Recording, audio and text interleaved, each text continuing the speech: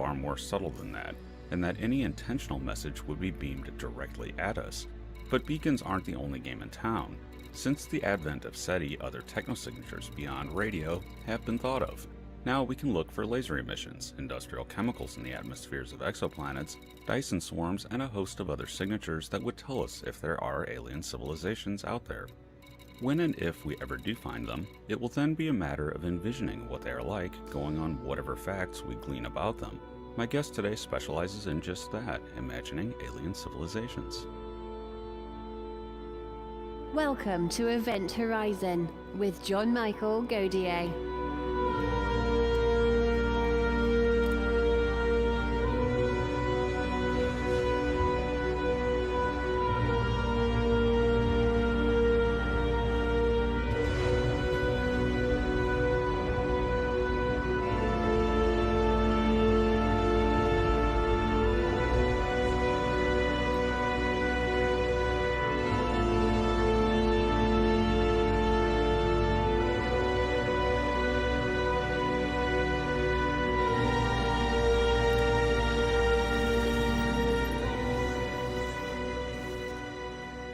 In today's special episode, John is joined by longtime friend Isaac Arthur, host of Science and Futurism with Isaac Arthur. A physicist and futurist, Isaac explores the possibility and the future of humanity on his channel, and also speculative looks at what alien civilizations might be like, science fiction, and of course explorations into the possible solutions for the Fermi paradox. Welcome everyone to Event Horizon with me, John Michael Gaudier. If you enjoy what you hear, fall into the Event Horizon, hit the like button, and become an active subscriber by ringing the bell. Isaac Arthur, welcome back to the program. John, thanks for having me on. Now, Isaac, what first brought the Fermi paradox to your attention? How long have you been looking into it? I don't know when I first became aware of the term, probably in the early 2000s, but I mean, I kind of grew up watching all that sci-fi, Doctor Who and Star Trek, and a lot of times it never seemed too realistic to me when it was dealing with a lot of the alien civilizations, and I guess that got me pondering it before I even knew what the term was, but I'd say probably the early 2000s when I first encountered the actual term and the concept, but you know, it's just one of those ones that if you watch a lot of sci-fi, you just find yourself wondering, you know, why are these alien civilizations acting this way? Where are all these ones at in our world? If things were like they were in the show, where are all these guys at? So, yeah, I think it just kind of comes naturally to anyone thinking a lot about sci-fi or space and how big it is. Now, if you had to take a guess, a gut feeling, what do you think the solution to the Fermi paradox is? What is the most likely explanation for why we don't see anything when we look out into space? I think it's the fact that we see anything at all is usually the biggest indicator to me that there aren't any big civilizations out there. Now, for me, that says that either they almost never occur or something happens to them before they can actually get out there and expand. And it's so hard for me to imagine a disaster that gets everybody. That it just seems like it's more likely at this stage that the pathway to intelligence just doesn't pop up much. Now, whether that's because Earth-like planets are really rare, or evolution doesn't tend to go to complexity much, or just brains and concepts and abstract thinking are uncommon, I don't know, but I tend to favor the idea that life itself is probably pretty common, but just doesn't go intelligence too often. I'm generally in agreement there. I think we live in a microbial universe where you'll probably run across lots of microbes and maybe some photosynthesizing plants and things like that. But for me, the best option of a great filter is the leap between simple life and complex life. And that conspicuously took a very, very long time here on Earth. You know, life was prokaryotic for over almost 2 billion years. And then all of a sudden that, you know, something ingested something else and didn't digest it, and all of a sudden we have a leap.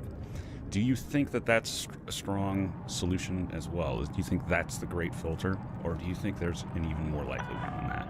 I'm hesitant to call that one a full-blown great filter, because that to me is always a great filter is the one that reduces the odds from basically almost every planet that could conceivably have life to, you know, to intelligence right there. But I do feel like that's going to be the major one, that you just don't see life getting very complex too often. And again, for the same reason, you had very, very simple life here for a really long time. And once it started getting complex, it got really complex, and land-based life is only 400 million years old, whereas life's been around here for almost 4 billion. I'll show the exact timeline. And it just strikes me, and there was a lot of complexity in the ocean for that, of course, too, but there's so many little conditions on a planet that could prevent complex life occurring. If you haven't got photosynthesis, you're probably never going to get the density of life necessary for real diversity and food chains of complexity. And those predator-prey cycles are going to be so important for intelligence. It's easy to say, well, an algae could get intelligent, or a tree could get intelligent, and you could make an algae or a tree that were intelligent, but it's the predator-prey cycle that drives that. It's mobility. There's no advantage to having a brain unless it's being used to keep you alive in some fashion. And if you're not mobile, that brain doesn't really help you do much of anything. Whereas you're paying so much energy to keep it around that it should just, by Darwin, go away. But, a planet that was very cloudy, for instance, because it had just a little bit more, humidity than ours, might never actually have photosynthetic life, because it might have become, worth it to use light as a source like that. Or one that had just a little bit more water than ours, as would well be the case if our gravity was a bit higher. We might retain more hydrogen, have more water, and then you never get land-based life. So there you might have complex life, but never gets to be land-based, never invents fire. And for that matter, we had fire for 1 million years before we really did much anything besides cook and sharpen sticks with it. Ceramics is 10,000 years old about, and that's metal even younger. That's a long time for humanity to have existed without really doing much with technology. That's certainly true. It's conspicuous, and you have to ask the question, is technology a natural end result for a civilization, or is it simply the way it was, And the most complex thing you do is paint pictures on cave walls. But I don't think it feels like that would be a great filter itself, or the idea that you have intelligence, and fully abstracted intelligence like humans have. I could see a lot of civilizations sticking around a long time, not making much progress, same as we didn't, really advance to pottery for so long after our brain story developed. But I can't see, there are levels of filters. A great filter being something that's like lottery odds. Almost nobody ever does it. Whereas you might have filters that are like coin flip odds, and I'd have difficulty seeing that anything with like all level of intelligence and social interaction not going technology less than 1 time out of 10, that would seem improbable to me. So how likely do you think it is that, of course the biggest of the great filters, or the most ominous anyway, is that civilizations invariably destroy themselves? Yeah, the late filters. Do you think that's just a bit too pessimistic, or do you think it could very well be the case? It really is, in my opinion, very pessimistic. You've got some other scenarios for late filters. The tradition you'd say that you can't colonize the galaxy because it's impractical, or you destroy yourself. Because you can't see civilizations our size very far off, so they don't have to be all that uncommon to be hidden, but it's these galaxy-spanning ones you're going to see. I don't feel you can make a case anymore that interstellar colonization isn't going to be practical. It just seems like that's not, too many things potentially allow, like laser highways, for instance, laser sails, So then you have to come up with the reason why we destroyed ourselves, or why we didn't colonize a galaxy but could have. And that either means you found something better, like you can open up portals to other parallel Earths, so you colonize those instead, or, uninhabited ones where Homo sapiens never arose, or you kill yourself off. And you have to kill yourself off in a particularly thorough and non-replaced way. If Skynet kills you off, then all you've got is, and that's not Fermi paradox answer, Skynet goes and colonizes the galaxy instead. That's like saying that Homo sapiens are the answer to Neanderthals as a Fermi paradox. Doesn't work out. And then once you're in a planetary, how do you kill yourself off as a species? It would take a lot of work, and it would just seem improbable that could be plausible. So I don't want to discard the late filters, but to me they just don't work out very well. Now, what do you think about that? And do you think it's actually still feasible in modern day thinking within science and sci-fi to actually colonize an entire galaxy, sort of Kardashev type 3 level civilization? Or do you think we just stop at a certain point, and where it's practical to maintain a civilization, or a cohesive civilization of humans? Do you think we go full on all galaxy, or do we just stay local? I think individually, we might stay local. But you think about, people assume it has to be some kind of organized process. It really does not have to be. When we emerged from, I think Ethiopia is usually where it's put these days, those tribes that had migrated to the Middle East we're not asking whether or not they could migrate to India by going home and phoning the government of Ethiopia at that time. Each tribe just kind of split off and did its own thing and slowly wandered out. No civilization that should ever form with technology should ever be non-expansionist by nature. Now, they might change themselves later on, but if you plowed your way up Darwin's ladder, you've done it with the ability to replace your numbers inside your natural environment. You have to have that kind of level of birth rate, and you have to have that kind of desire to spread outward, and that's just built by evolution. There's really no pathway to avoid that.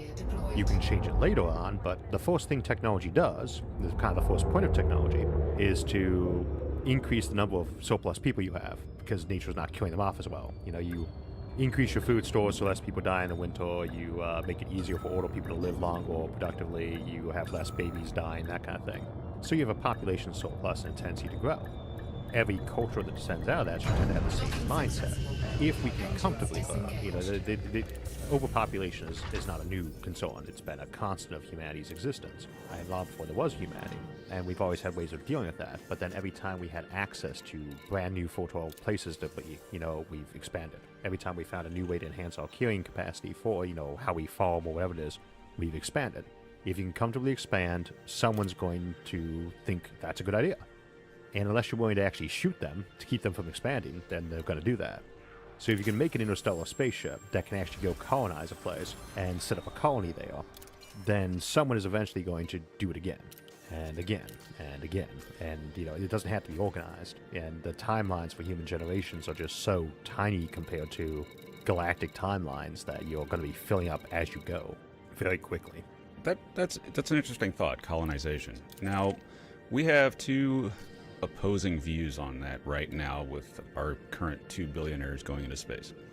Elon Musk says colonize planets and make use of a planet like Mars. Mm-hmm. Jeff Bezos, completely opposite. He says we need O'Neill cylinders and make that our habitat. Which do you think is more realistic? Do you think it's better to have just a perfect environment within an O'Neill cylinder, or do you think we should have planetary environments at least as well? It's a false dichotomy to me. It's you do what people want to do with it at the time. You can do a lot more with a lot less in terms of raw materials when you're building habitats like O'Neill cylinders, because you only need a few meters or maybe a kilometer if you want to be really, Earth-like of dirt. Whereas we got several thousand kilometers of dirt and rock or magma underneath us. And you can make an awful lot more layers. You can turn a planet into 1 million times the living area with an O'Neill cylinders being made out of it. So that's always going to be your more economic approach. Although even that's arguable, because somebody might say, well, why even bother with gravity? Why not do some kind of cybernetic enhancement or genetic enhancement that makes you not need gravity, or go the digital route? So either one of those might turn out to be the wrong one. We'd say, where are you going to colonize first? The Mars or the Moon or the O'Neill cylinder? Pretty good odds are the first worlds we'll actually colonize will be right here on Earth. They might be virtual worlds. You build shared realities, very extreme versions of MMORPGs that people spend a lot of time in. And if you can do that, you can also make sure they can pretty much get their work done there too. So it could be that the first worlds we colonize are right here on Earth. And in that sense, if you're creating virtual environments, virtual worlds, nothing stops you from having virtual aliens. No. And interacting with them. It's you can go colonize a world where you could genetically engineer yourself some flying dragons, or you could go make a virtual world where they're just as realistic, And if we take for a moment as a granted that you can simulate a human mind to the point that it's just a human, it just happens to be on a computer, which many people disagree about, then that's going to be an even more efficient option than things like rotating habitats, because you can build a lot more computer chips out of the same amount of raw materials you can habitats, which is way more than planets. But the critical thing is, some people aren't going to want to live in O'Neill cylinder, they're going to want to live on a planet. And other folks are not going to want to live in a digital environment, they're going to want to live in a O'Neill cylinder or a planet, or, live in space as a cybernetically or genetically enhanced or modified person. The biggest thing about the idea is that you're not going to ever have humanity colonize the galaxy. You're just going to have a whole bunch of different branches that have broken off. They might all call themselves human or not, but they're not going to look the least bit alike after they've been gone for a while from this region of space. And so it's kind of like saying that, I don't know what the precursor animal was for humans and dinosaurs, but it'd be like saying they colonize space in some ways. Although there would be a faster timeline, but then again, you've got genetic enhancement and cybernetics that might speed up things like evolution quite a lot. What would you pick if you could live on Mars, Earth, or an O'Neill cylinder? Where would you go? Earth. I have to say I tend to agree. I'm not leaving, but Yeah. for somebody that talks about colonizing Mars and everything else, I'm going to be the last person that actually goes and does it. Oh yeah. I'd be willing to go visit places like that probably, but then I say, well, if you don't want to leave, then why would you assume everybody else is? And so I'm not assuming everybody else is. The United States was not colonized by the majority of people living in other, in Afro-Eurasia, right? Some people decide they want to go out. You get things like life extension going on or growing birth rates and things like that. You're always going to have folks who want to go to, be a big fish in a smaller pond, or just go pioneer. That's actually built into us by evolution. Go find new territory, new turf. And that should be built into everybody else too, which is part of the problem with the Fermi paradox. It's hard to come up with an evolutionary pathway that isn't going to produce a technological civilization that isn't expansionist, exploratory, curious, and social. It might be many different degrees of this compared to humans. They might be much more aggressive or much less aggressive. They might be slower growth than we are or faster growth than we are. I mean, compared to most mammals, we breed very slowly. They might be any number of differences with us, but they're going to be curious. They're going to want to explore and expand, and they are going to be chatty. Because specialization is how you go get technology. Your brain is not going to be enough to. You don't evolve a brain big enough to invent all the technology by yourself. You could eventually. Maybe somebody that's been trapped underwater, or somebody who has access to fire for the first time might have evolved such a huge brain they could do all that technology themselves. But rather, when you first get just enough technology, just enough, brain power to start having basic technology, you get specialization. So that person X masters this, person Y masters that, because it takes a whole lifetime to excel at it to the best. And that pathway only really works for your socialization. They have to be willing to work with each other, as a group. Now that's it. Well, but essentially that's what we do nowadays. My big concern about the future is, we touched on it, was virtual reality, because that seems to me to be a way to build a civilization of lotus eaters, where you have just too many people that are wishing to spend as much time as they can in virtual reality. Do you see this as a problem, or do you think it'll just be like how video games are today? Some people will spend too much time doing it, but most people won't. Yes, and no, I guess. It could be a problem. I think a lot of people would give into it as kind of a constant, and I don't even want to say put a bad stereotype of saying they're giving into it. It's so long as they are doing whatever's necessary to keep the civilization going. If they want to spend all their time staring at the navel and robots are handling it, that's fine too. But the reason why it's not a good Fermi paradox answer is because if I want to simulate something as simple as a person I'm willing to spend time talking to in a virtual reality, I go stop in Westeros and I want to go talk to the guys on the wall. Those people need to be believable to me. They need to be more interesting to me than regular life is. Otherwise, I'm not going to get hooked into it. Some people might, but the majority would not. It has to be very realistic. It has to be basically able to mimic being a human pretty well. And then you compare that to what's necessary to build a robot that is able to take an asteroid apart and turn it into devices, simple manufacturing. That simulated person in that reality is way, way more complicated than that robot is. Way more complicated. So before you can actually ever get the technology to do really good virtual simulations that would be addictive for most people, in a sense of more than video games or TV is now, you already have the technology to colonize the galaxy. And you're going to have some people who want to do that, but it doesn't matter if they do or not, because colonize is a very ambiguous term. It's not a space opera. You don't go settle planet after planet. What you're doing is mining them and accessing them for resources. And if what your resources are life support chambers for bodies and computer chips, then you strip mine the entire galaxy and bring it home. And you can do that. You can stuff all that into a relatively small area, and you have all the technology for it. So even though you're not colonizing the galaxy, you're still breaking the Fermi paradox, because a galaxy that somebody has gone and mined out, all the way down to star lifting stuff, does not look the same as what we observe. So if somebody had been out doing that, if they had gone virtual like that, even if they took no steps to prevent their society from falling apart on some kind of internal navel gazing, their galaxy they're in is still going to be exploited for resources because they had the technology to do that first. Even if it was just by a couple of minutes, and then, it's going to take a lot longer to go from simple robot to, enthralling simulation. The other aspect of that is if you have the technology to, fake worlds that people want to live in, you have the technology to fake parents that you could raise kids with. So those people could still be having kids or growing them in tanks and having them raised by virtual reality simulations.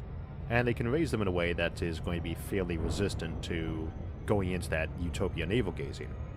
Even if it's only temporary. So they could set them up so your first 20 years you're not really allowed to play in the simulation all that much, and you're not allowed to enjoy it to the same degree everyone else is. You have to do productive work of maintaining the civilization, right? And then you're allowed to do the utopia.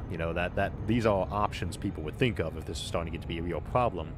And I'm sure other species would think of them too, other aliens. So it just doesn't work out. The virtual reality thing doesn't make sense as a way to stop you from not necessarily classically colonizing the galaxy, but to answering the Fermi paradox, because the Fermi paradox is looking for evidence of intelligence, not colonized planets. The Khrushchev 3 concept isn't even about detecting planets, it's about detecting entire englobed galaxies. It's just not a good answer in that context. And we have to take a break. When we come back, we'll talk more about the Fermi paradox and the great filters, and also the far future. We'll be back in a moment.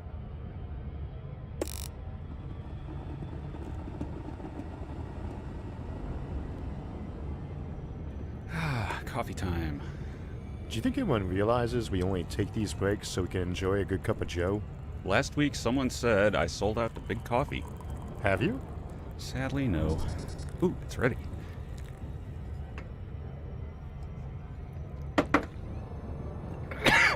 Anna, what is this? It's tea, John. Green tea. Where is the coffee? I've detected that you're slightly dehydrated, John. The tea is better for you, and it's better than coffee. You're on a health week. Wait, did you put tea in mine too? Of course not, Isaac. Your coffee is freshly ground, black, and in your Science and Futurism with Isaac Arthur mug. Why, thank you, Anna. That's the stuff. You have your own coffee mug. Yes, would you like one? What I'd like is my coffee.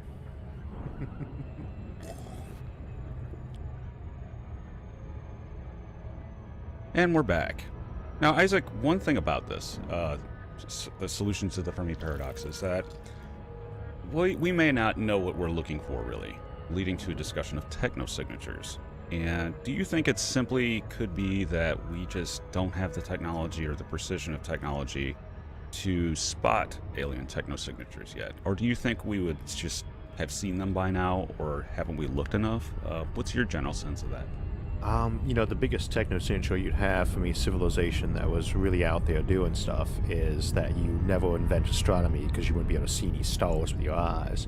Everything we can look at that a civilization would want to do, that's still bound by the laws of physics as we know it. And of course, if those go out the window, if they got entropy breaking stuff, the game changes. But they are bound by known physics. They're going to want to play with mass and energy as much as they can because that's what they run everything on ultimately. And stars are the biggest source of those that we have already collected. And so they're going to do something with them. And that something is either going to be tapping them for energy or just using them as a nice gravitational place to build around and slowly harvest for fusion fuel, or taking them apart and feed them into a black hole. And, that's going to result in that infrared heat signature going off from the waste heat. But even if they don't use stars for that, even if for some reason not really using stars for their mass and energy, which is kind of hard to think about why they wouldn't, if they're not feeding them in the black holes or taking them apart, they're still going to want to cluster together into what looks like a Dyson sphere, because you want to be as close as you can to everybody else unless you have something like instantaneous transport. Even if you got fast and light stuff, it has to be instantaneous. Otherwise, you got a lag time on signals and travel. And so you cluster as close together as you can. Not everyone. You have some folks who would want off the side, but the majority of their civilization is going to want to cluster together. And the limitation on how close they can cluster is how much heat they can get rid of in that area. And that's, a Dyson sphere is already that maximum. The size might change, but you're still going to have that big infrared sphere. And that's your ultimate technosignature. They're basically garbage, which is often very handy in archaeology. So anything, though, they're going to do is complex, so you're going to see it. Civilizations don't really have much reason to hide from less advanced civilizations. And they can't hide from more advanced civilizations if it's a threat thing, right? Everyone saw you before you developed your technology to hide. They knew you were there. And except for the folks who weren't around yet, who you're not afraid of because you've got, millennia of advancement over top of them. So they have no real reason to hide, and anything they're doing, civilization is just not something you hide. When you're going big like that, you see that stuff around. Nobody tries to hide our cities here, There's a million different ways you can detect New York City without seeing it with your own eyeball. And you certainly can see it with your own eyeball, because we don't try to hide it. We put billboards and signs up pointing towards it. So when we talk about trying to find a techno-signature, or what it might not be what we expect it to be, it might not be what we expect it to be, but it almost seems like it's inevitable that it would be something really visible. Well, there's also the complicating problem that it may not also be where we think it is, because we tend to look at sun-like stars and exoplanets and things like that, but an advanced civilization may instead prefer to exist near a black hole. And I don't know if anyone has ever checked black holes for technosignatures, or if there would even be a technosignature that you could detect of a civilization. No, there's been no real... And one of the reasons why you go around and say a galactic core black hole, which is a popular one, is because, you're clustering real tight around something like that because it's a great power source. You dump matter down and it does better than fusion and stars does in terms of energy efficiency. And that is when you could potentially miss, because if it was just a normal galaxy and it clustered around the center of that galaxy, that's a lot of light and infrared and stuff in the way, and it's a very concentrated little dot where you'd expect it to be a concentrated dot of energy. You have to look pretty precisely to spot that little, very bright but still relatively little infrared wave.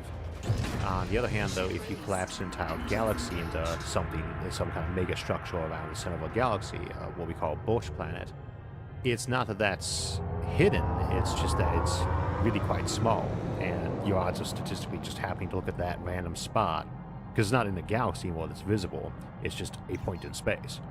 And a relatively small point in space that's very, very far away. You might be looking for one that's a billion light years away and is only a light year across. And so we could miss something like that. But the problem is that it's not that you're missing where they live, it's that you can see other stuff, and they should live everywhere. There's no reason for them to stop advancing. Nor would you ever expect to be a cohesive civilization. Some of them might decide to cluster around that, and that might be where the big empires are at one spot, but what about all the folks who don't want to be part of that and want to go off and do their own thing?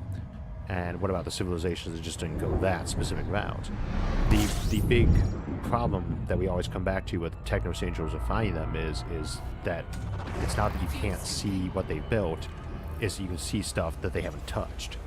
And, you try to look at this planet right now, we don't have places we haven't touched, not very many, and there's a reason why we haven't touched them yet. And we'll get around to that. You look at the Earth 1,000 years ago, it looked less touched. And we're not talking about some brand new civilization here. We're talking about one that's been around for millions or billions of years at this point. And, they should have gotten their fingers onto everything nearby them in some fashion. Some people have advanced that certain phenomena that we see in nature, and one example would be the fast radio bursts, some of them, might actually be mistaken and might in fact be of alien origin. Do you think that there's any chance of that, or do you think that this is completely astrophysical phenomenon? I'm pretty sure it's an astrophysical phenomenon. Until you know what it is, you can never be sure. But it's kind of like what I had going on with Tabby Star, for instance. You don't know that it's not artificial, and it's not that should be the last to think about. It was, of course, what we all thought about when we first thought about that is, could that be a Dyson? But you got to be kind of careful when you speak about stuff like that. If there is a natural explanation, that's the first one to go to. Not just because you want aliens to exist. It would be cool if they did. Rather because odds are anything that's a sign of artificial life is going to be so obviously artificial that it's not going to be a discussion for more than a day before it's like, yep, that's it. You see a random phenomenon and say, well, maybe that could be artificial. And you say, okay, well, or not, right? You see a sign of human civilization, it's not like we have to debate whether or not that's random. Is this candy bar wrapper a natural phenomena, or is it manufactured? Not really something you argue about much, And, the fast radio bursts, we still don't know what they are, but they don't seem to match up the profile we expect for a beacon. And that's really the only reason I can think of why you'd emit something like that as a beacon, and it doesn't match up to what you expect it to be. It's kind of the same problem we have with Muamua. If it were a spaceship, it only makes sense as a spaceship or a space probe if it was a broken one. And since the whole idea is that we're trying to detect something that's artificial and a probe, it being broken is, because it meets the template of being broken, isn't really the best logic to base that off of. That's one of the big problems with doing any of this, is that the ambiguity of some of the stuff that I talk about on my original channel and here, the ambiguity of it is so high that you can't point to that and say that's an alien civilization. Still, there are some weird ones, Oh yeah, tons of weird phenomena, and they could be artificial. It's not that I don't want them to be artificial. I mean, obviously, in theory, I shouldn't have an opinion one way or another, but I'd love for them to turn out to be artificial, to be honest, because I don't figure they're hostile towards us. But it's just more the feeling that if it's ambiguous, it's probably natural, because if it's not natural, it's probably not ambiguous. And, it's one thing when you only have a trace note of something in passing, you can't be sure if that rock is an arrowhead or not. But you're not going to walk through an abandoned town here in the United States, some old ghost town, even one that's been half buried for centuries, and say, I think this might be natural. It's my feeling that what is artificial, intelligence recognizes intelligence.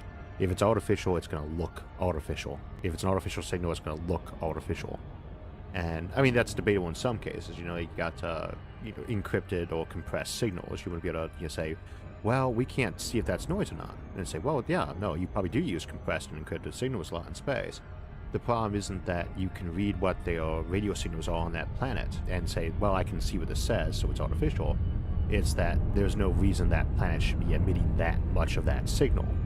And you don't need to be able to read someone's email to know that they got an email. If there's no natural source for that much radio transmission, then it's probably artificial. But that's the problem, is we do have an idea what might cause fast radio bursts, and they only meet one profile. You can't look and say, this one might be artificial, and say, well, if this was artificial, what is it? They say, well, it might be X. Okay, if it is X, what other characteristics might it have? And you say, I'd expect to have X, Y, Z, or G, or whatever. And it doesn't come up with any of those. And so, I mean, that's not falsified yet, but that definitely points against it. You say, if I'm building a space probe and I'd expect to have these qualities, and it has one of those, but that one could be natural, there's a problem, because you should expect to have more than one of those. You expect to have quite a few of those, and we're not seeing them coupled together. And that's the, whenever we come across one of these phenomena, the first thing to ask is, what would produce this effect? What could produce this effect? And if it's one of these 5 or 6 things that it might potentially be, what other effects should we see nearby? It seems like almost every time this comes up, it doesn't really hit. And then, of course, the other problem is, what long-term effects would it produce? Say, this might be a Dyson sphere. Say, okay, good. Where are the other Dyson spheres near it? And this natural phenomena that we found nearby, where are they in the rest of the universe? And if we look further out, do we see more of them? And say, if we see more of them further out, are we seeing, if it's artificial, we should expect to see more of them as the universe ages. So the further out you look, the less time that's elapsed, there should be less of these things. Whereas like a quasar, we see more quasars in the past. There's no increase in density as we approach near time. If we were looking out and we saw a phenomenon, a lot of galaxies, that they had less of them in the past, that would be a good sign of artificialness. But that's still say, well, is there anything explicitly artificial about this? Because otherwise you might say it's a natural phenomenon. We have a lot of galaxies that are hitting this is more common near us than far away, e.g. near in time, and they have some other characteristic of artificiality to them. That's when you start saying that might be a techno-signature. And I think there are 2 outstanding examples of this. Unfortunately, both are problematic. The first one that looked artificial was the WOW signal. It was a narrowband signal at the hydrogen line, and that's a problem for nature on both counts.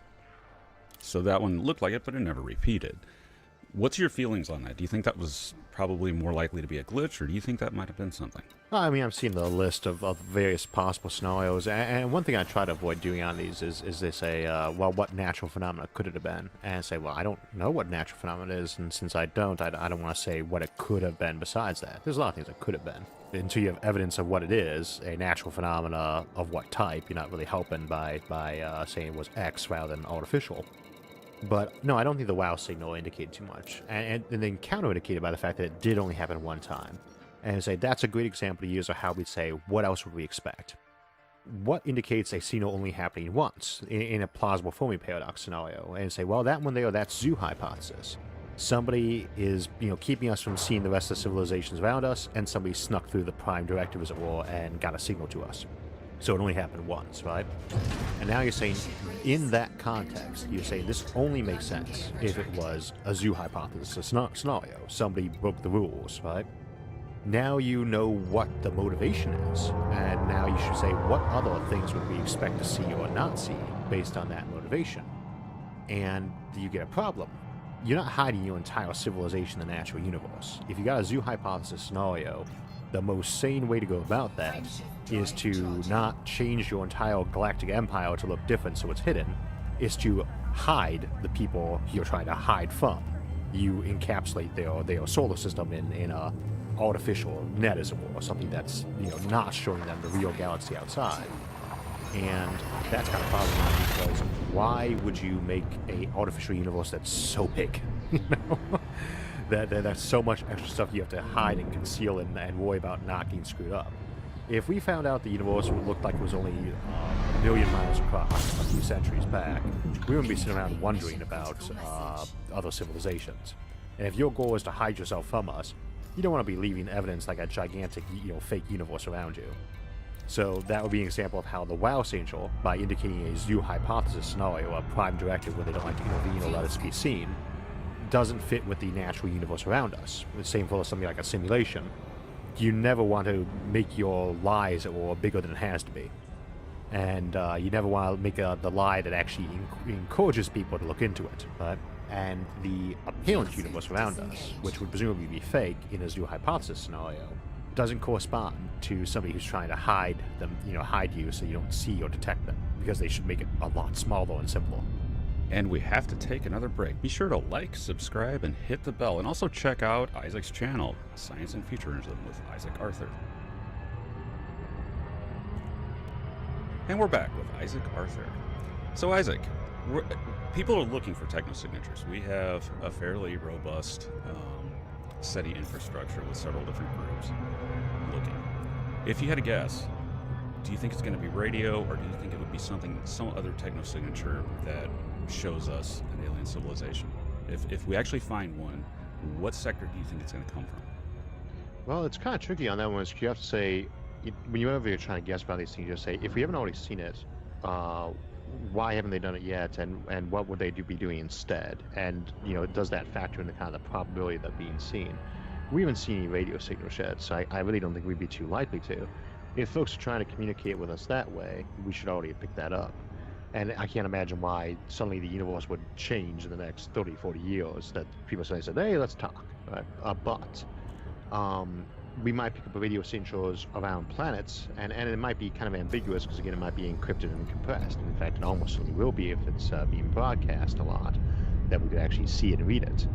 But at the same time, I don't expect us to see radio signatures. I don't expect to see any signatures, to be honest. But I think when we first see one of these, it's going to be so far away that the first one we see is going to be a K3 style one, where it's going to be the Dysonian SETI type thing, only at the galactic scale, where you see that waste heat across an entire galaxy.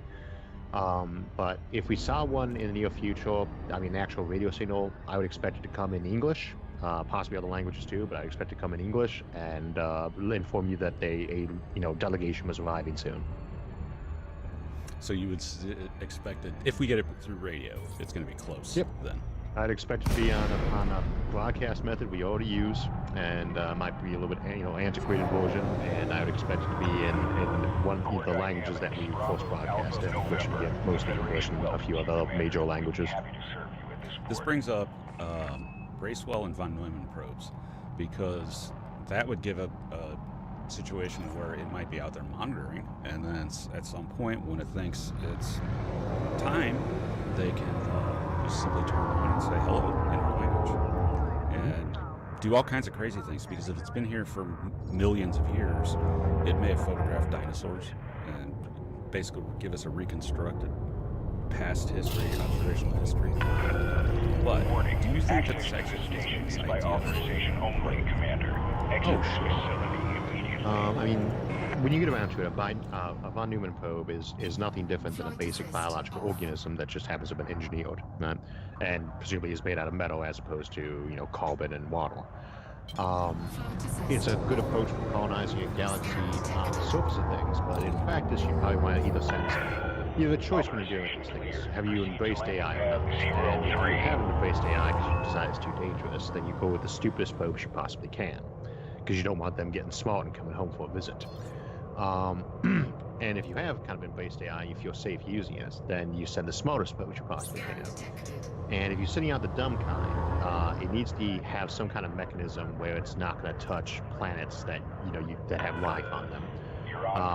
Otherwise, that's an act of war. Whether or not you have that's ethical or not, for the aliens might have no problem with exterminating new species ethically, but they won't want to do it because they don't know what they're going to run into.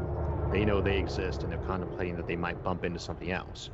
And they bump into something else, it might be something older, nastier, or more altruistic than they are. And they don't want to send out your own colonization fleets and get an armada coming by to say, "Hey, you just killed off an entire civilization," and we come back to return the favor. So your baseball probe, your bundling probe, is either going to be really simplistic, or it's going to be very advanced. And in this context, very advanced means at least human level intelligence. And in that case, it's just going to make its presence known in the way that it decides it's going to least shock us. It's going to study us. It knows way more about us than we do. And in most forced contact scenarios, it's either going to be, you're not going to bump into each other on accident. That's possible, but very improbable. The idea of just two spaceships wandering into each other, very unlikely. Either you're coming across a civilization less advanced than you, in which case you're going to take the time to learn everything about them before you say hi, or they're coming across you, flipped around, they're going to have learned about you first, or you're looking at something that's dead, or something that's so far away that you're basically just picking up their existence by their waste energy and random noise, or beacons that they put out to say hello. So, those very far distant ones, there might be an ignorance factor, but if I want to communicate with civilizations very far away from me that I don't know and can't realistically talk to in any kind of sane timeline, I'm going to be saying them the Rosetta Stone over and over again in the most unambiguous way possible, if my goal is to say hello. If not, I'm going to pick them up by their waist heat.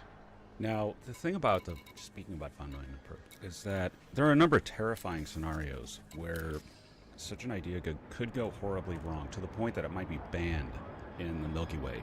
If you send out a von Neumann probe, that's when you see the alien civilization, because they destroy your probe so that it doesn't go and turn the entire galaxy into paperclips, the infamous paperclip maker. But there's another problem with it too: malicious von Neumann probes. Because if you're sending something out that's autonomous and electronic, it's going to get hit by cosmic rays, and it's going to be subject to data corruption. But every so often, that data corruption might be a good thing, and that evolution of sorts might be able to occur. Now, a lot of people are going to say, "Oh, that'll never happen," but it did happen with the one example of von Neumann machines that we have, which is life on Earth. Do you think insane von Neumann probes wandering the galaxy, doing whatever they want to do, is a possibility? No, and for a couple of reasons. It's very right to point out that, Grey Goo is one of those few doomsday scenarios that could hit us and not replace us. I said, if you just get killed off by Skynet, you haven't solved the Fermi paradox, because now there's just Skynet, same as Homo sapiens, Neanderthals, or Homo erectus, and so forth. The problem with Grey Goo, of course, is it's stupid. But then again, so was the green goo that got the planet in the first place, or the stuff that replaced it during the oxygen holocaust. They were stupid too. They're not anymore. Grey goo could mutate if it's accidental. The thing is about an engineered probe, when you mess around with this stuff, you're going to think about mutation. We do not randomly evolve our machines, we build them. You can create processes that are so unlikely to produce a mutation, even under radiation, that the odds of it happening even once in the entire course of the universe is basically zero. So having two things that just randomly cross-connect, exchange data on how to do a template, you might say, these probes can only replicate if they lock in place with 20 other probes, compare data, and 19 out of 20 of them get the exact same data for any given stream. And if it's less than, say, 17 out of 20, they all just self-destruct or similar, right? And you've got things like checksum things. We have ways that we check data and prevent corruption nowadays. And so that's kind of how you prevent that happening on accident in terms of mutation as they are flying out there to colonize things. So that is a doable option. You can't stop mutation occurring, but you can stop mutation from spreading, as it were. On the other hand, you don't have to worry so much about maybe people saying these things out and getting destroyed by enemy fleets, because you'd probably shoot on them yourself. If somebody says they're going to send a probe out, you're probably going to shoot it down before it leaves, because they are putting you at potential risk. Not just from, what if this probe of theirs shows up on an alien's doorstep and pisses them off, but because they've sent out a massive colonization fleet as a war by doing that, and that's shutting the entire rest of the galaxy off from you. Possibly from them too, if it's that much recklessly deployed. And you can always kill anybody else's probes, even if you're not using them yourself, because they have to decelerate. I can send a probe out that can accelerate way faster and be way smaller than a man-made ship would be. But it still has the same maximum speed if it wants to decelerate. It's using the same power drive. It has to spend a lot of its fuel to slow down. Because a probe can't crash into a planet at a tenth the speed of light and then start replicating. It would be destroyed. I don't care what you make it out of. So they send that thing out there. It has to slow down when it reaches its destination to start spawning. You, on the other hand, can send a probe out behind it that can burn all of its fuel just to catch up that thing and hit it. And all it has to do is give it a love tap and it's destroyed. And it doesn't have to be as big as their probe. And it doesn't have to be as sophisticated as their probe, because all its job is to chase after that thing and hit it, And that's kind of one of the ways you can prevent one of those space races. The other thing is, unless you have a really unified solar system that's doing this civilization that's completely unified as a world, which is, in my opinion, probably not too likely. No one's going to let you play around with, secretly manufacturing vast amounts of nanotechnology and self-replicating machines without oversight, because that effectively is an act of war. And yeah, they can go colonize the galaxy, but the people who did the colonizing are probably going to get themselves nuked back home. Nobody wants you playing around with that technology that close to home, because all these things are effectively weapons. If you have a spaceship, it's a weapon. And they don't know if you're building spaceships to colonize the galaxy or missiles to hit their planet, because they are the same thing. So if they see you doing that, they see you trying to be, manufacturing secret, and there is no stealth in space, they're going to demand oversight. And once you start getting that going on, people will say, well, how does this probe deal with, bumping into an intelligent alien race? And they say, oh, well, we don't have that modeled out. We don't have that, sufficient to be controlled. We don't know for sure how it works. We only have a basic plan. They're not going to let you launch that, because that thing could come back to bite you. It comes across some alien race eventually that's going to take that personally, And that's just not something you want to do to get a slight head start on colonization, when no one's going to let you keep that head start anyway. Now, we're getting into something that's it's interesting. Galactic doomsday scenarios. So, could a solution to the Fermi paradox simply be that civilizations don't interact with each other because they conclude that it's always going to end up in conflict? So they just simply say, don't talk to the aliens. Is that viable? Because one can envision that if someone sends out von Neumann probes and it's the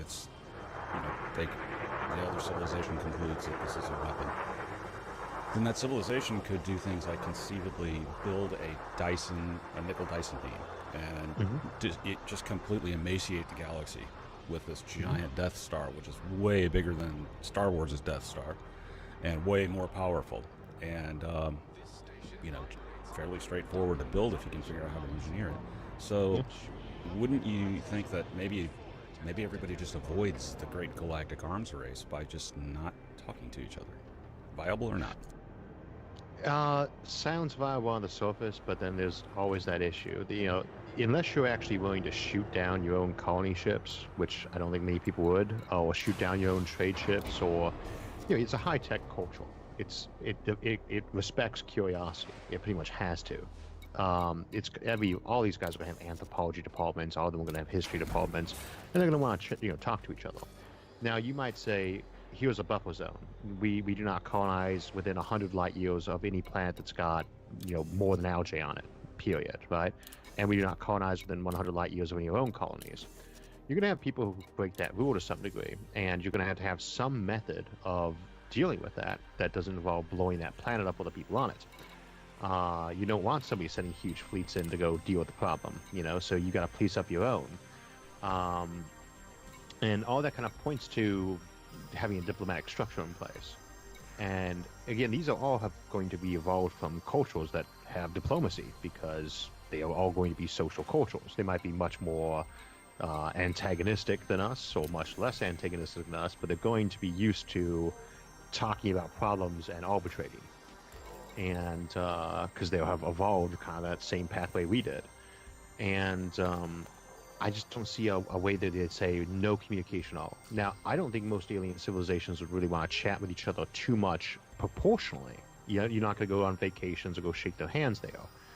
But there are academics who study that. There are going to be whole universities devoted to an alien civilization that exists if we find one. They're going to be busy with that. They're going to want to talk to them and get questions, and vice versa. So there will be an exchange of information, right? And then they start to talk to all their data colonies. And I don't see anybody, I just can't see life being so common that no one's going to colonize any other star systems. So there has to be, in a case like that, a thing that says, this space is yours, do with it as you please. Because from a realistic standpoint, that's going to happen anyway. How do you negotiate multi-thousand-year-long treaties? Because that's how long they have to last just to get them signed. There has to be a very solid logic to why you're doing each individual rule. And there's not a lot of logic to saying, stick to your own planet and only your own planet, or your own solar system, period. Because there are going to be stars nearby you that nothing could ever realistically evolve on in the first place, like a supergiant. I got a supergiant next to me, I have to do something about it. It's going to blow up otherwise. They say, well, we're going to go colonize that and star lift that. Nothing's evolving around there. We have no choice but do something anyway, and now it's ours. We had to invest all that energy to take anything apart or moving it. It's ours. Who's likely to create a treaty that bans that? It just doesn't seem to make a lot of sense. So you just expect them to want to use their own space up, and big buffer zones are plausible, but I can't imagine anybody having buffer zones that were bigger than their own total territory or their envisioned total territory. So if you got a million species in the galaxy, current or upcoming, but you look at these places and say, well, they might have life within 50 million years in space, whatever. You've got a million of those, then that's 100 billion stars, that's 100,000 apiece. And I can't see them seeing, well, you only get 10 of those 100,000. They'd be more like, well, no, you got a buffer space of like 10% around you. So you should have some civilizations on the other side who took their 100,000 solar systems and colonized the 90% of them they were allowed to. And so it just doesn't really make sense that they wouldn't want to talk to each other too much in the way that we talk to neighboring nations or visit them. Yes, the idea that they don't talk at all and they don't expand at all to avoid conflict, I can't see that one happening. So essentially, you couldn't stop this if it occurred. But at the same time, it may be the case that the galaxy is just so vast that nobody needs to go to war with each other because there's no territory wars, because civilizations just never expand enough to meet each other on that kind of a level, which is why we don't see a giant galaxy. But my last question Federal flight control now offline. is what I find to be Again, Commander. the most terrifying scenario of the Fermi paradox, that there is a machine civilization. And there was some instances within SETI say, it's probably more likely that if we ever find something, it's going to be transmission from a machine rather than a biological being. And we ourselves are moving towards, some kind of existence, merging with machines at least, if not eventually becoming them. But isn't it terrifying that there could be a machine civilization out there just simply watching? And like the Mass Effect Reapers, it occasionally just causes an extinction. That's the solution. Do you think that's viable? Do you think that's possible, that there could be something out there that's not very nice? Yeah. Something not nice, sure. There's a couple problems with that, though, and they're separate in this case. You can't have a machine civilization because a machine doesn't civilize, doesn't do anything. If we're just talking about something that doesn't have to be biological, that's not a good, it's a false dichotomy. If I upload my brain tomorrow, assuming there's no weird magic in place that makes me no longer human or sane or lose my soul, if I can just upload my brain to a computer, I'm still human. you know. And if it's a machine that thinks and does stuff and does art and creation and growth, it's a person. It's not a human, but it's a person, right? So it's not really a machine anymore. Oh, a human's a machine, in which case we could say we're already a machine civilization. But if we're taking the opinion of that machine as in that kind of context where it's not people, then how can they have a civilization? You know. Now, as to them being, you know, the guys sleeping, you know, Cthulhu style in the dark, or Mass Effect Repo style, the problem there is the one we were saying earlier. If you say, here's what they are, here's what their motivation is, you then have to ask, how do they go about pursuing that motivation? And if your motivation is to keep the galaxy clear of nasty biological life, then that's a lot more easily accomplished in the first place. You sweep through the place every 10 million or so years, which is quite a long time to go through a galaxy, but nothing on astronomical timelines. You could do that very easily. Every 10 million years you sweep through, and every time you find algae, you scorch it. It's that easy. Or you take those plants apart so that they can never evolve in them, and you build stuff out of it instead, right? And if it's one of those civilizations that's trying to wait it out till the end of time and stockpile the resources, then they should be stockpiling those resources. They shouldn't be letting stars form. They shouldn't be letting plants form. They should be taking those all apart and storing those materials. So you have to ask, why are they popping up just to kill off intelligent civilizations? Because there's no way they missed us for 4 billion years. They saw us when, you know, the bacteria force formed or oxygen force formed the atmosphere.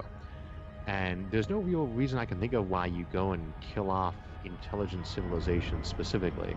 Is we don't like to kill off ecologies for some reason unless they get intelligence. And even then, they should have seen us by now. We've been around for 1 million years as something clearly detectable as intelligent. But if their goal is to keep the galaxy clear of such things, and they're not stupid, which is kind of implied by them being an ancient civilization, they ought to have that down to a T by now, and that would involve sending a probe down to check on each one of those planets and look for those signs of artificial files or other technosignatures they've detected in their many years of purging. And so we should not be around to even notice that this is a problem, right? Our existence is the best proof that there's no hostile aliens out there, unless they just happen to coincidentally evolve about the same time we did, and that's astronomically improbable. You know? What a lovely Douglas style solution to the Fermi paradox, that the Milky Way is sort of like the Florida galaxy, where machine civilizations are sleeping Cthulhu style, and it's just that everybody's asleep. On that note, we are out of time. Isaac, as usual, it's been a pleasure. Thanks for having me on, John. If you're new to Event Horizon, hit subscribe. It's free, and we upload videos every Thursday, plus additional content.